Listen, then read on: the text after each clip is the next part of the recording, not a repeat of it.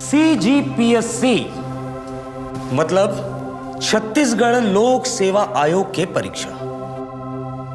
छत्तीसगढ़ प्रशासन के रीढ़ की हड्डी है CGPSC। बने पढ़ लिख और सरकारी अफसर बन जा। ते सरकारी अफसर बन जा, फिर सबके हक दिलवा दे। भाई मैं एक सरकारी अफसर बनना चाहता हूँ, मैं गलत के खिलाफ आवाज नहीं उठाऊं तो कौन उठाएगी? ते सरकारी अफसर बनने की तैयारी करे पर बिलासपुर जा। मोर कना कुछ पैसा है तो कोचिंग पर काम आ जाए। हेलो हेलो, मैं सुमन। हेलो, माय सेल्फ अमन वर्मा। कोई तरह रवि भाई, रेसा रे रेसा।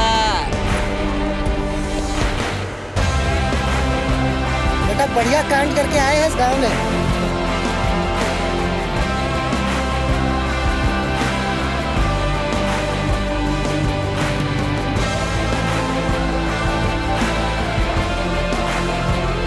सरकारी अफसर बनना मोर मंजिल नहीं, शुरुआत है।